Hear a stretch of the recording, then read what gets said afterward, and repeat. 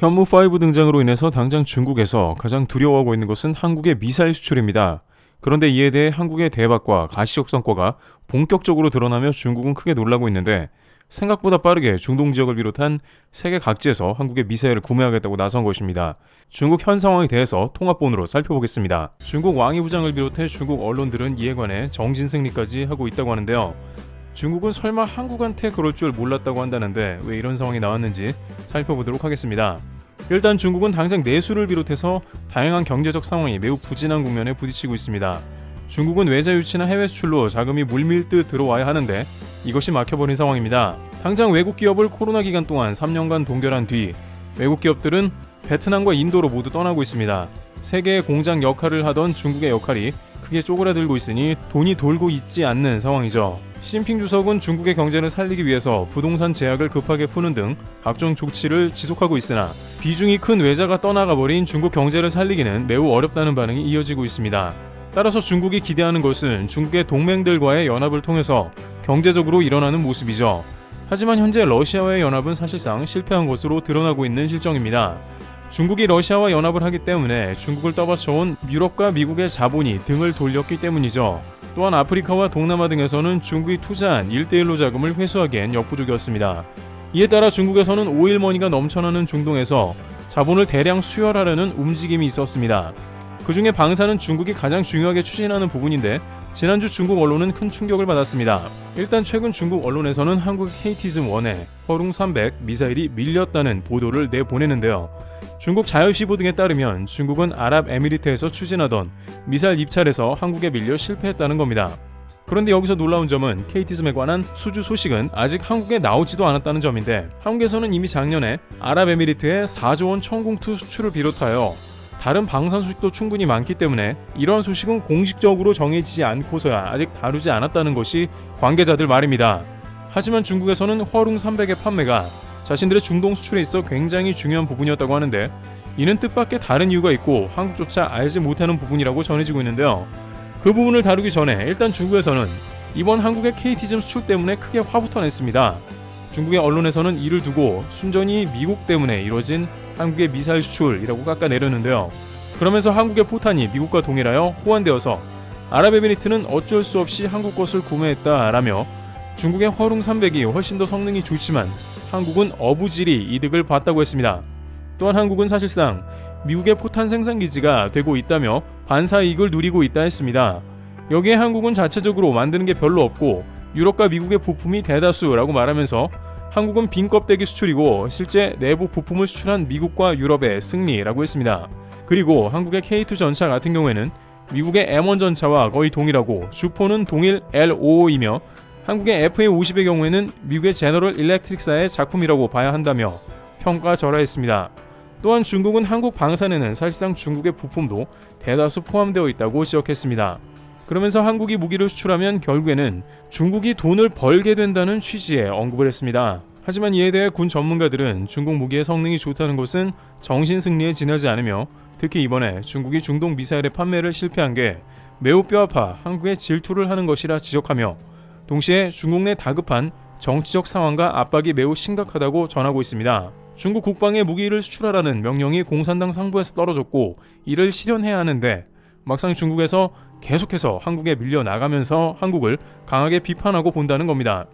게다가 항공 미사일의 성능을 인정하게 되면 국방 수출 정치인들은 퇴출당할 수 있기 때문이죠. 실제 한국의 미사일은 이미 아랍에미리트와 사우디를 비롯해 다양한 국가에서 증명되어 수출이 되고 있으며 폴란드를 비롯한 동유럽 국가에도 천무가 수출되는 등 미사일 판매고가 기하급수적 증가하고 있는 상황이죠. 하지만 또한 중국에서 더욱 실망하고 있는 것은 사우디에서 한국에 빼앗긴 게 매우 크기 때문이죠. 사우디는 미국과 사이가 벌어졌기에 러시아와 중국산 무기를 검토한 바 있었는데요. 그러다 보니 사우디는 러시아, 중국과 더욱 밀월 관계를 가져가게 된 국면이 나온 것인데요. 그런데 사우디는 여전히 군사 분야에 있어서 다양한 부족함을 채우지 못하고 있는 상황입니다. 특히나 미국과의 관계가 소원해지다 보니 이제 다른 국가로부터 무기를 사들여야 하는 상황이죠. 사우디는 미국의 제1무기 수입국이었습니다만 관계가 악화되면서 러시아 무기도 사들였습니다. 러시아의 대공 방어 체계인 S-400 등을 도입하면서 미국의 극렬한 반대에 부딪히기도 했는데요. 사우디는 미국의 패트리어트를 쓰면서도 러시아의 S-400을 동시에 사용하니 미국이 펄쩍 뛴 것입니다. 그러나 이제는 더욱더 미국 외의 다른 국가들의 방산을 다변화해야 하는 시기로 들어가고 있습니다. 그 중에 가장 유력한 후보는 역시나 중국으로 알려져 있는 것이 당연한 맥락이기도 하죠. 특히 사우디는 이란의 호르무즈 해협의 위협으로 해양 군사 분야의 강화가 필요한 시점이었습니다. 앞서 미국과 페트로달러 협정을 맺은 것 자체가 호르무즈 해협의 유조선 통과 문제가 컸습니다. 자꾸 이란이 문제를 일으키니 미군이 아예 쿠웨이트나 사우디에 주둔하며 이를 커버해 온 게 사실입니다. 그러나 이제 미국과의 관계가 약해지고 있으며 사우디는 제 살 길을 찾아 나선 상황이므로 미국을 제외한 최대한의 모든 국가의 방산을 되는 대로 사들인다는 방침을 보이고 있습니다. 그런 식으로 서서히 국방 분야에서 미국을 탈피할 가능성을 엿보고 있는 상황입니다.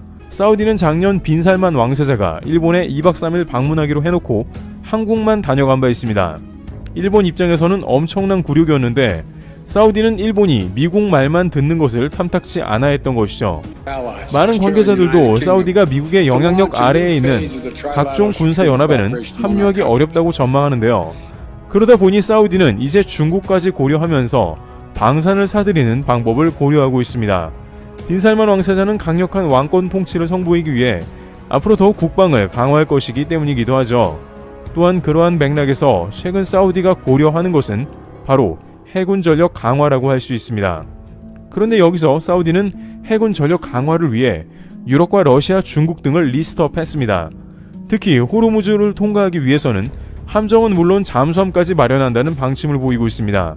유럽은 프랑스, 독일, 스웨덴 등 기존의 잠수함 업체들이 사우디와 물밑 접촉 중으로 알려졌으며 중국도 그 대상으로 중국은 전 세계에서 가장 많은 함정을 보유하고 잠수함도 많기 때문이죠.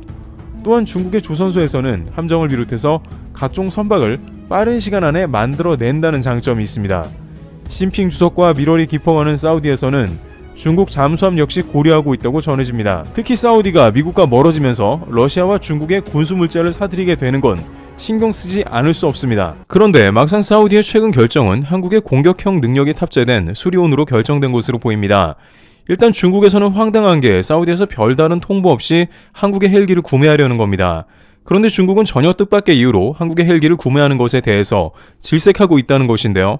중국은 한반도 상황에 헬기가 활성화되는 것을 절대 원하지 않는다는 소식이 들려옵니다. 그들이 왜 그러한 것인지 우선 다음 내용을 살펴보면 중국의 속내를 알 수 있다는데요. 사우디는 일단 UAE에서 한국의 헬기를 40여 대가량 구매한다는 것을 주목했으며 사우디는 한국의 수출형 개량 수리온을 무려 100여 대 구매한다는 검토에 들어갔다는 것입니다. 이들 국가는 애초에 미국 블랙호크 등의 장비를 고려했으나 여러 가지 사안이 맞지가 않았으며 특히 사우디의 경우에 최근에 미국산 장비를 구매하는 것은 더욱 어려운 일일 수 있습니다.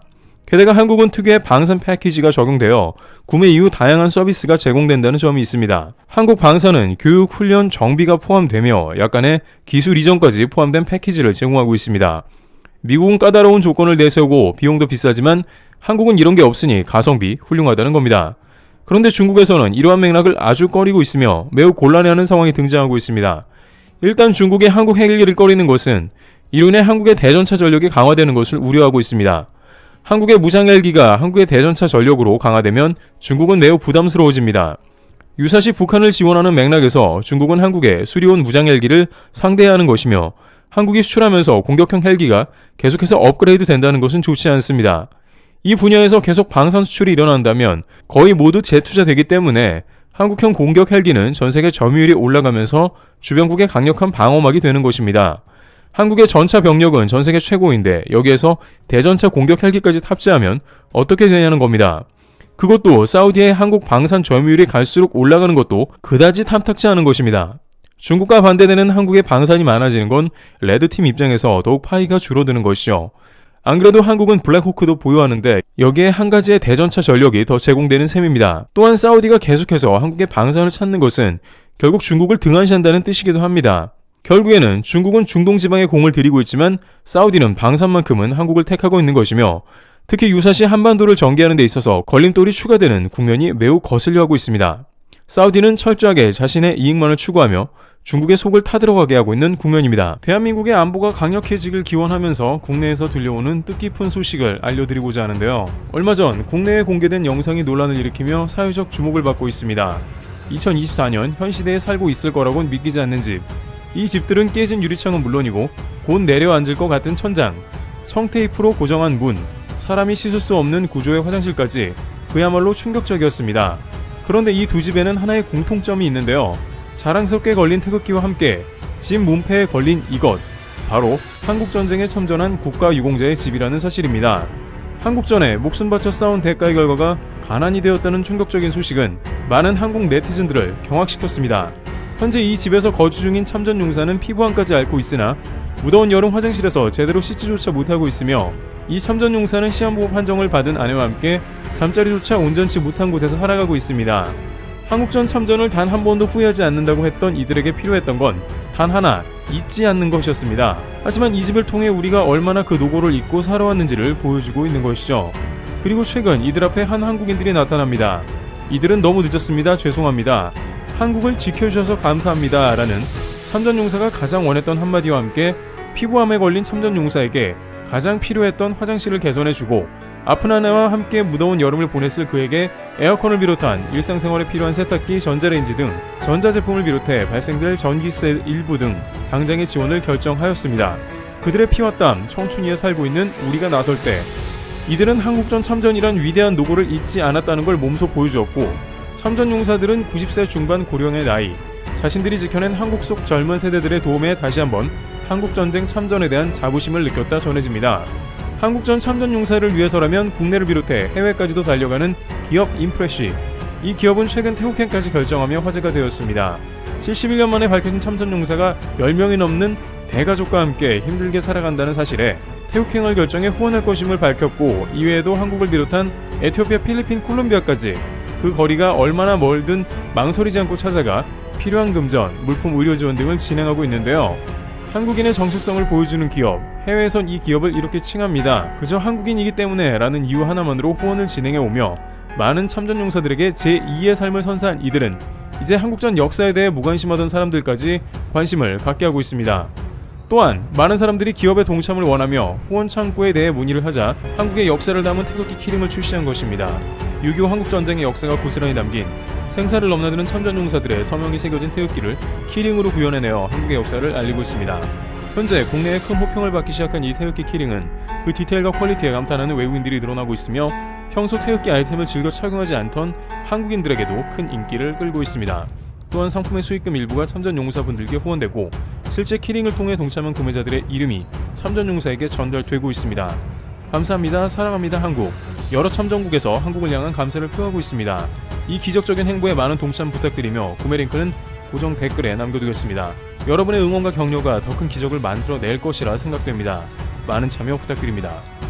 테이블TV였습니다. 감사합니다.